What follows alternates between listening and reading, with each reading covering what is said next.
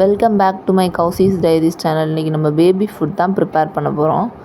இதில் நான் துவரம்பருப்பு எடுத்திருக்கேன். நீங்கள் வந்துட்டு சிறுபருப்பு வேணும்னாலே எடுத்துக்கிடலாம். ரெண்டுமே ஃபைபருங்கிறதுனால எதுனாலுமே குழந்தைங்களுக்கு கொடுக்கலாம். இன்றைக்கி நம்ம துவரம்பருப்பு எடுத்திருக்கோம். இதை வந்துட்டு 3 டைம் நல்லா வாஷ் பண்ணி அலசி எடுத்துக்கிடணும். எடுத்துக்கிட்டு இப்போ நம்ம அடுப்பில் வச்சுட்டு அடுப்பை ஆன் பண்ணிவிட்டு 1 டீஸ்பூன் மஞ்சள் போட்டுட்டு வெள்ளைப்பூடு வேணும்னா சேர்த்துக்கலாம். பட் நான் சேர்க்கல. நல்லா டீஸ்பூன் போட்டு கிண்டிக்கோங்க. கிண்டிட்டு குக்கர் விசில் போட்டு நம்ம குக்கரை மூடுறோம்.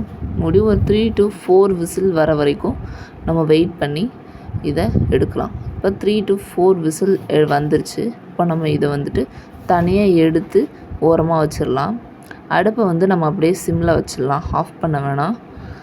இப்போது இட்லி கொப்பரையில் தேவையான அளவு தண்ணி ஊற்றி அடுப்பில் வைக்கலாம். சிம்லையே இருக்கட்டும். இந்த தண்ணி கொஞ்சமாக கொதிக்கிறதுக்குள்ளேயும் நம்ம ஸ்வீட் பொட்டேட்டோவை தோல் எடுத்து கட் பண்ணி இதில் அவிக்கிறதுக்கு நம்ம செட் பண்ணி வச்சுக்கலாம்.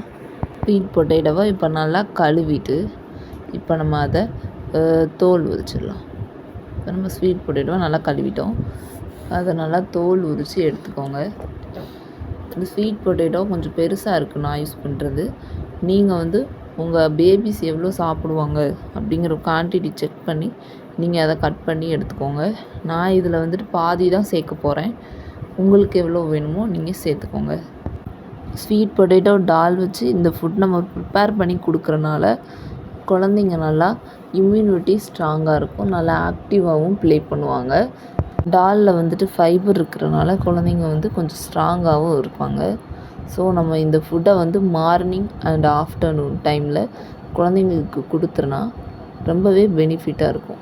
இப்போ நம்ம இதை பீல் பண்ணிட்டோம். இப்போ நம்ம அதை கட் பண்ணி எடுத்துக்கலாம். ஒரு மினிமம் ஒரு மீடியம் சைஸில் கட் பண்ணிக்கோங்க.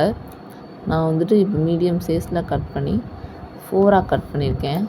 எனக்கு இவ்வளோ போதும். இதில் நான் இன்னும் 4ஆக கட் பண்ணுவேன். எனக்கு இவ்வளோ சக்கரவள்ளி கிழங்கு போதும். இதை நான் தனியாக எடுத்துக்கிறேன். இதை நான் யூஸ் பண்ண மாட்டேன். இப்போ நான் கட் பண்ணுறது மட்டும்தான் யூஸ் பண்ண போகிறேன். நீங்களும் உங்கள் பேபிஸ்க்கு எவ்வளோ தேவையான அளவோ அதை மட்டும் நீங்கள் எடுத்துக்கோங்க. எல்லாத்தையும் நான் கட் பண்ணி முடிச்சுட்டு இட்லி கொப்பரையில் போட்டு பேக் பண்ணலாம். பொட்டேட்டோவை நம்ம இப்போ கட் பண்ணிட்டோம்.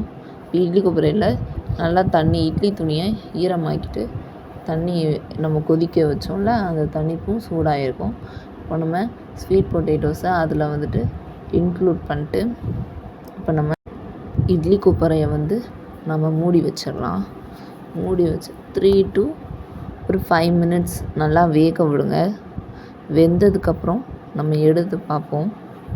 இப்போது இதை நல்லா வெந்துருச்சான்னு ஃபஸ்ட்டு செக் பண்ணிக்கோங்க. நல்லாவே வெந்திருக்கு. தேவையான அளவு பேபிஸ்க்கு தேவையான அளவு மட்டும் எடுத்துக்கோங்க. ஆனால் இன்றைக்கி நான் இதை ஃபுல்லாகவே எடுத்துக்க போகிறேன். இப்போது ஒரு ஒயிட் பவுல் ஒன்று நான் எடுத்திருக்கேன். இது என்னோடய பேபி பவுல். ஸோ இதில் நம்ம தேவையான அளவு ஸ்வீட் பொட்டேட்டோஸை எடுத்துக்கலாம். எடுத்துக்கிட்டு நம்ம பருப்பு வேக வச்ச தண்ணியையும் பருப்பையும் நம்ம இதில் சேர்க்க போகிறோம். இப்போது இந்த மாதிரி சேர்த்துக்கோங்க. கொஞ்சம் கொஞ்சமாக சேர்த்துக்கோங்க. ஃபஸ்ட்டு நல்லா பருப்பு மட்டும் சேர்த்துக்கோங்க. அதுக்கப்புறமா இதை நம்ம நல்லா மிக்ஸ் பண்ணும்போது கொஞ்சம் கொஞ்சமாக தண்ணி சேர்த்து மிக்ஸ் பண்ணிக்கோங்க. ஏன்னா பருப்பு கொஞ்சம் அதிகமாக இருந்தால் நல்லாயிருக்கும் பேபிஸ்க்கு. அது நல்ல பேபிஸோட ஸ்ட்ராங்கையும் இம்ப்ரூவ் பண்ணும். அப்புறமா ஆக்டிவ்னஸ்ஸையும் இம்ப்ரூவ் பண்ணும். இம்யூனிட்டி பவரையும் அதிகமாக்கும். ஸ்வீட் பொட்டேட்டோ கொடுக்குறனால பேபிஸ் மோஷன் போகிறதும் ப்ராப்ளம் இல்லாமல் மோஷன் போவாங்க. ஸோ இதை நீங்கள் மார்னிங் இல்லைன்னா ஆஃப்டர்நூன் நல்ல கிளியரான ஒரு ஃபுட். இதை நீங்கள் உங்கள் பேபிக்கு ரொம்பவே ஒரு 10 minutesல ஈஸியாக ரெடி பண்ணி நீங்கள் கொடுக்கலாம். இந்த மாதிரி நல்லா மேஷ் பண்ணிக்கிட்டே இருங்க. இது 6 month to 9 monthsக்குள்ளே இருக்கிற பேபிஸாக இருந்தால் இது ரெண்டையுமே நீங்கள் போட்டு மிக்சியில் போட்டு நல்லா மிக்ஸ் பண்ணி நல்லா பியூரி மாதிரி பண்ணி கொடு. என்னோடய பேபிக்கு 1 year ஆக போகுது. ஸோ அதனால் நான் மிக்சியில் போட்டு மிக்ஸ் பண்ணலை. நீங்கள் வேணும்னா மிக்சியில் போட்டு நல்லா பேஸ்ட் கன்சிஸ்டன்சியில் நீங்கள் உங்களுக்கு குழந்தைங்களுக்கு இதை நல்லா மிக்ஸ் பண்ணி அடித்து கொடுத்துக்கோங்க. இப்போ நான் கொஞ்சம் தண்ணி சேர்த்து மிக்ஸ் பண்ணிக்கிறேன்.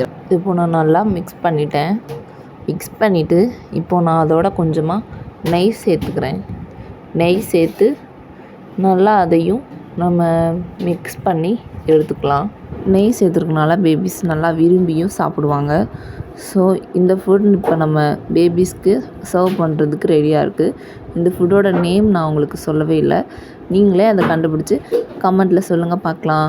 நீங்களும் உங்கள் குழந்தைங்களுக்கு இதே மாதிரி செஞ்சு கொடுத்து உங்கள் குழந்தைங்களோட வெயிட்டை இன்க்ரீஸ் பண்ணுங்கள். இதே மாதிரி வீடியோஸ் பார்க்கணுன்னா என்னோடய சேனலை சப்ஸ்கிரைப் பண்ணுங்கள், லைக் பண்ணுங்கள். உங்களுக்கு தெரிஞ்ச நியூ மாம்ஸ் இருந்தால் அவங்களுக்கும் இந்த வீடியோவை ஷேர் பண்ணுங்கள். தேங்க்ஸ் ஃபார் வாட்சிங்.